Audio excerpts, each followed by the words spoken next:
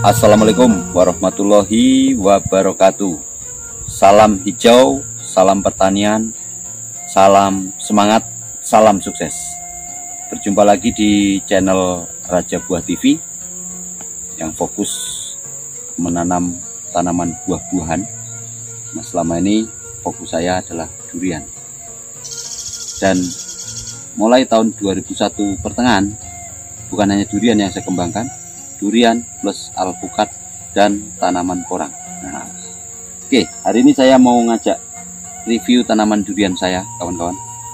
Ini tanaman durian yang saya tanam bulan Januari 2021 dari bibit mini, bibit dini ya, usia dini itu kurang lebih sekitar 30 cm, dan di batangnya itu sambungannya belum saya lepas plastik.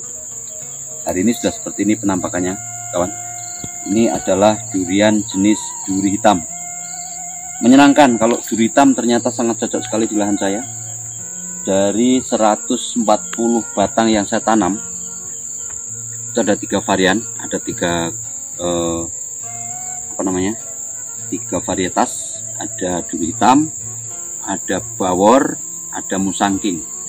Namun pertumbuhan yang sangat menyenangkan itu ada 2, duri hitam dan musangking. Untuk bawornya bukan nggak bagus, tapi untuk pertumbuhan pembesarannya dia kalah dari 2 varian ini. Dia tetap subur, tetap bagus, tapi nggak secepat ini pertumbuhannya. Boleh dilihat nih kawan, usia kalau sekarang bulan 9 tanggal 2, berarti baru 8 bulan 2 hari ya. Dari bibit yang dulu, ini kalau boleh saya contohkan, nah seperti ini, tapi nggak setinggi ini. Nah, kurang lebihnya segini dulu kawan.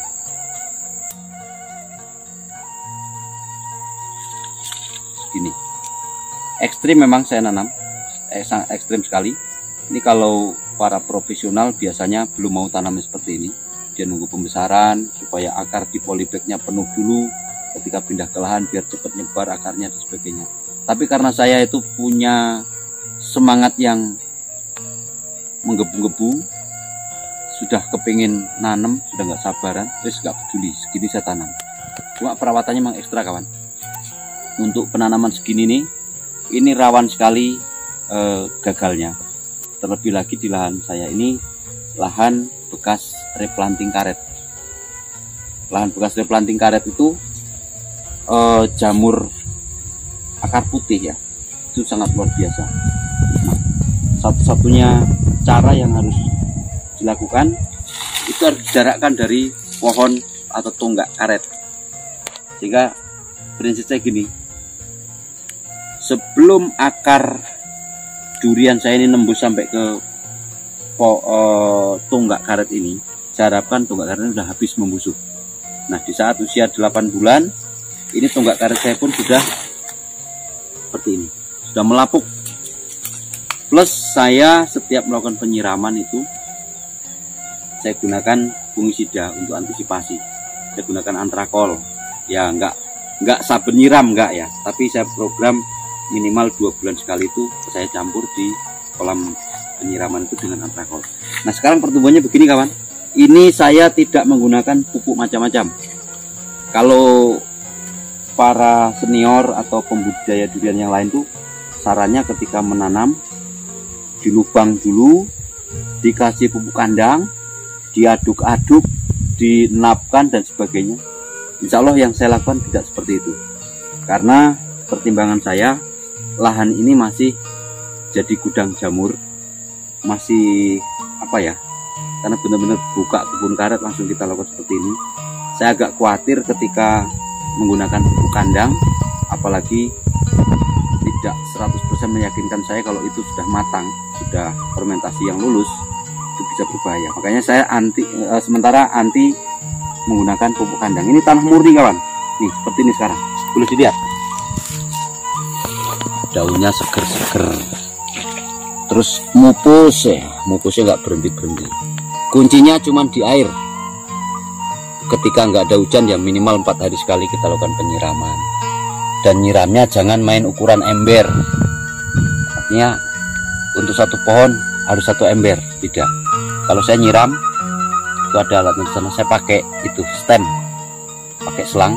Jadi minimal satu pohon ini saya kasih jatah 5 menit ngocornya, tapi masih manual, sehingga saya untuk melakukan penyiraman lahan seluas 1/4 hektar ini saya perlu waktu 3 hari baru tembus. Saya nggak ngejar harus cepat selesainya, tapi saya ngejar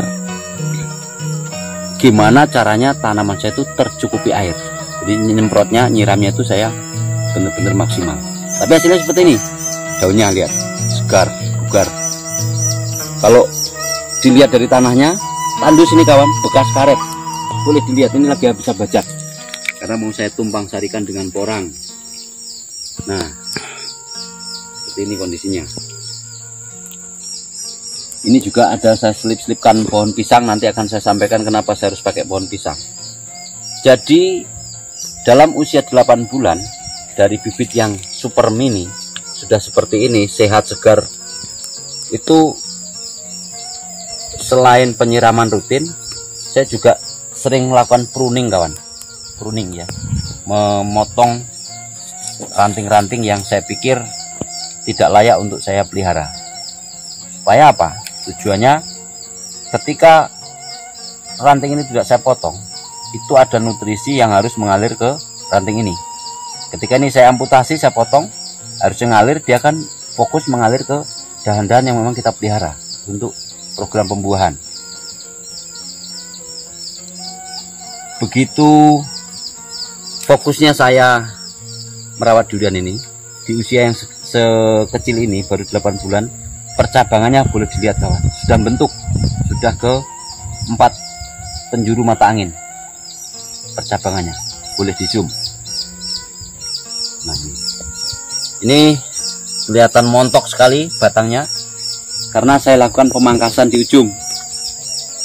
Saya tidak mengejar cepat tingginya atau apa.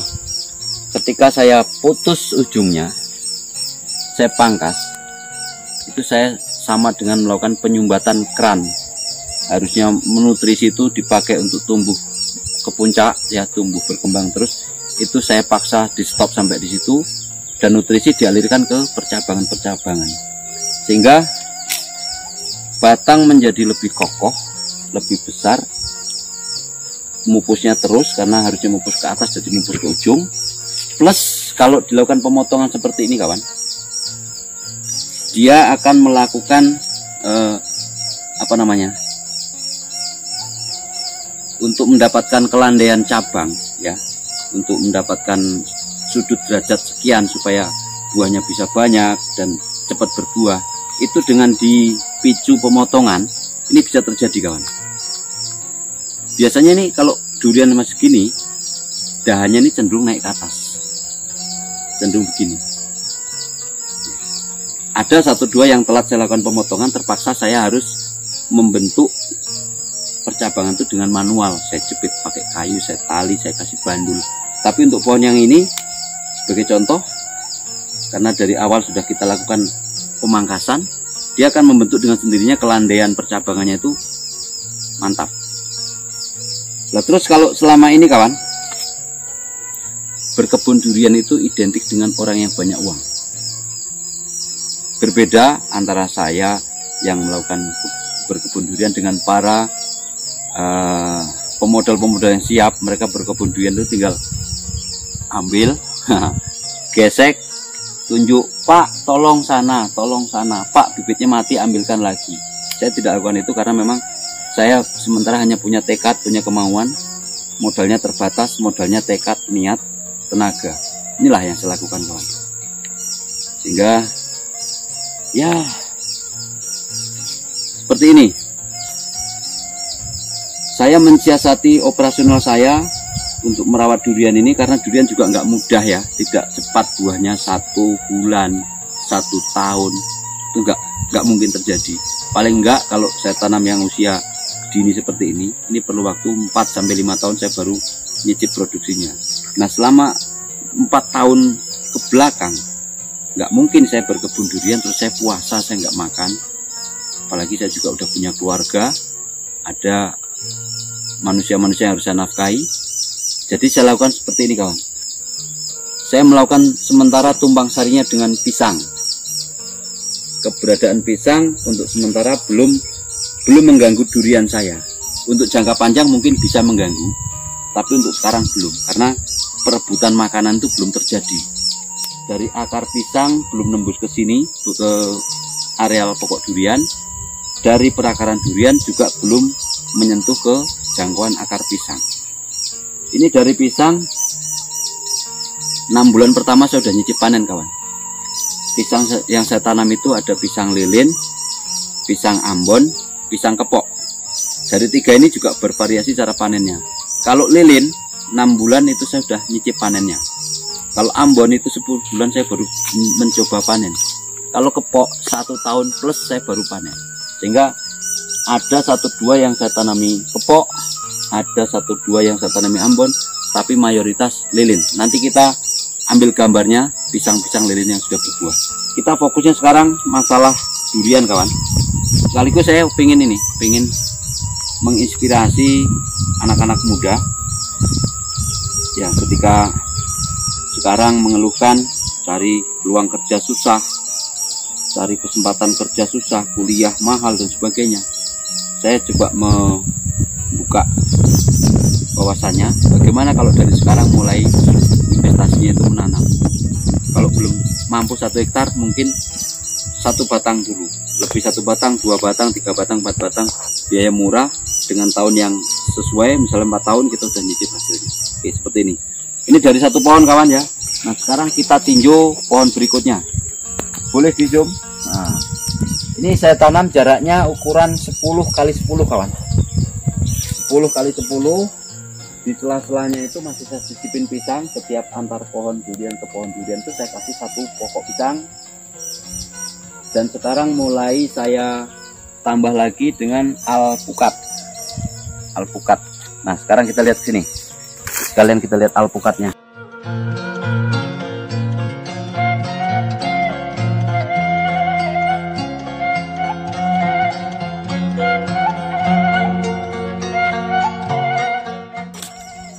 Nah, ini musang king saya kawan. Musang king saya tanam mini, sama dengan yang tadi ukuran bibitnya kurang lebih 30 cm. Sekarang sudah seperti ini.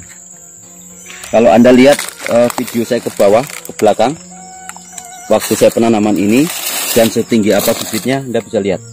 Nih, sudah seperti ini. Nah, ini tadi karena saya telat melakukan pemangkasan pucuk, sehingga kecenderungan durian itu tumbuhnya akan seperti ini. Dia ke atas, ya. Akhirnya yang di bawah-bawah ini mulai saya bentuk, saya tarik-tarik supaya masih agak lentur. Nanti kalau udah terlalu besar, itu kita agak susah untuk melakukan pembentukan dahan itu ribet. Nah dari sekarang itu masih gampang, cuman saya saya jaga pakai kayu seperti ini, udah bisa bentuk, udah landai. Nah, tinggal yang di atasnya nanti.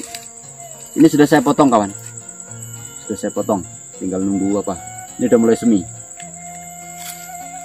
Pengaruhnya besar sekali di dahan-dahan seperti ini, langsung kelihatan ngembang, dia besar, batang bawah juga sama. Oke, kita lihat mulai tanaman alpukat saya. Oh ya, tadi ngomongin pisang, nih pohon yang saya gunakan, space tempatnya yang begitu masih longgar, antar pohon 10 meter, pohon durian ke durian, masih saya bisa sisipin pisang. Ini udah panen 3 kali, boleh dicek. Mendekat mas kameranya.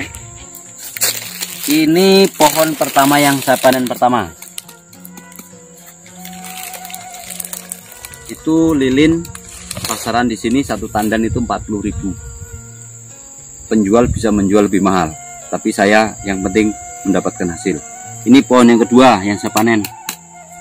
Ini pohon ketiga. Waktu 8 bulan menanam pisang, sudah 3 kali panen, 120.000. Ini sekarang sudah seperti ini lagi. Sama, sebelahnya sudah seperti ini lagi. Untuk pisang kawan, kalau kita bisa memanajemeni, ya, dengan melakukan penjarangan, itu saya pikir untuk jangka 1 tahun 2 tahun ke depan itu masih belum berpengaruh kepada pertumbuhan durian kita. Jadi seperti ini contohnya. Ini adalah anakan-anakan yang saya amputasi tapi tetap muncul. Nanti agak tinggi lagi saya amputasi lagi, sehingga dia fokus nutrisinya untuk pembesaran batang yang produksi ini cukup aman dan perakaran nggak sempat melebar kemana-mana. Nih, jadi kalau modal kita pas-pasan, bahkan modal kita nekat untuk berkebun durian, solusinya sambil memanfaatkan space lahan dengan tanaman seperti ini. Nah, kedepannya karena durian jaraknya juga jauh, tanam durian juga paling cepat 4 tahun baru berbuah. Plus kalaupun sudah berbuah usia 8 tahun, antara pohon 1 dengan pohon 2 itu belum tempuk, daunnya belum tempuk, ya kan. Saya masih siasati menggunakan tanaman unggulan kedua saya itu alpukat. Seperti ini kawan. Alpukat kedepannya memang nanti akan bersaing dengan durian. Dia sama-sama membesar, sama-sama menghabiskan space. Tetapi ketika saya planningkan, pokat ini tidak harus saya pelihara seperti durian, umurnya akan saya panjangkan. Misalnya per 15 tahun saya harus replanting, kan nggak soal kawan. Tapi paling tidak saya bisa memperbanyak hasil. Sebelum durian saya panen, alpukat ini dalam 2 tahun sudah produksi, ya, sudah mulai menghasilkan. Jadi sebelum alpukat menghasilkan, saya makan dari hasil pisang. Setelah pisang nanti sudah nongkrong ya, ketika pisang sudah sering berbuah, sering kita tumbang, itu biasanya aresnya atau umbi pisang itu kan naik ke atas, nanti buahnya akan jadi kecil-kecil, itu kita sikat. Keuntungan kedua dari pohon pisang, batangnya ini ketika kita udah tebang, itu kita bisa jadikan pupuk untuk duriannya. Nah, ketika pisangnya udah habis nggak berbuah, alpukatlah yang menggantikan, memberikan penghasilan sebelum durian menghasilkan. Nah, ketika sama-sama udah menghasilkan nanti, berarti nyaris nggak ada jeda saya untuk melakukan panen durian, panen pokat bisa 3 kali. Sangat support sekali kawan. Ini saya tanam alpukatnya jenis peluang. Anda boleh searching seperti apa peluang dalam kapasitas berproduksinya dan peluang pasarnya. Oke, seperti ini. Geser ke sini. Nah, ini durian yang saya bilang tadi. Ketika saya menunjukkan pertumbuhan durian hitam, duri hitam dan durian musangking, Anda tadi bisa lihat setinggi saya. Dengan bibit sama, tingginya sama, sekitar kurang lebih 30 cm. Ini adalah bibit bawor. Bukan nggak sehat kawan, kecil bukan nggak sehat. Ini boleh dilihat batangnya, sama besar juga.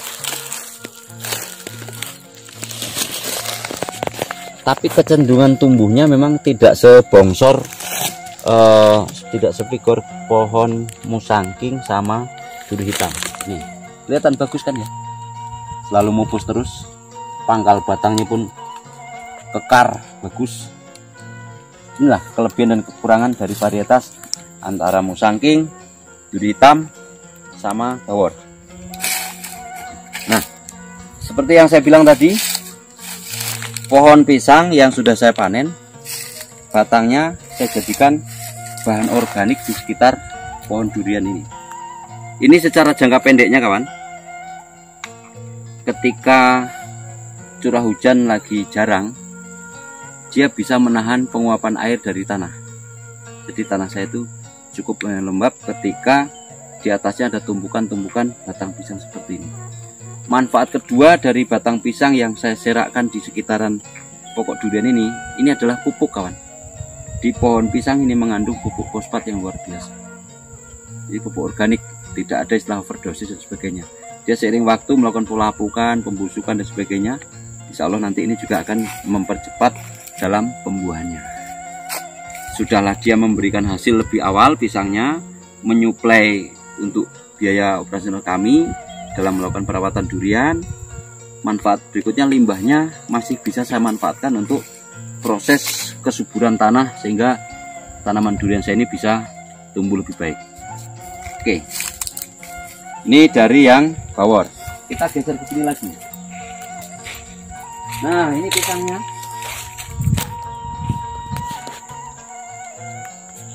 Duriannya belum panen, saya udah bisa metik 40.000 nih, Pak. Ini adalah musangking. Ya, dibandingkan dari pohon bawor yang barusan kita lihat, ini cenderung lebih cepat pertumbuhannya, lebih tinggi. Ini dada saya. Kalau yang tadi malah lebih besar lagi, tergantung kesuburan tanahnya. Tapi ini saya ada kekhawatiran kawan, karena nanamnya itu terlalu mepet dengan tonggak karet. Ya mudah-mudahan tidak terjadi apa-apa. Kemudian akan sesuai dengan ekspektasi saya, 4 tahun bisa menghasilkan buah. Ini pisangnya. Duriannya belum menghasilkan, pisangnya sudah menunggu.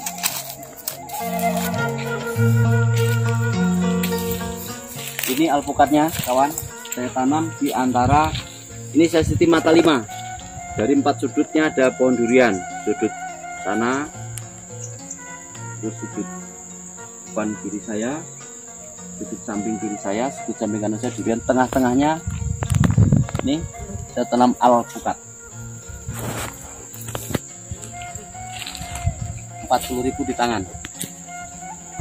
Itu juga sudah tua, Ini musangking kawan. Nah, kecenderungannya lebih besar ya. Bukan kebetulan. Dari sana kita jalan duri hitam, musangking, bawor, musangking. Nah, sekarang kita ke tanaman bawor lagi.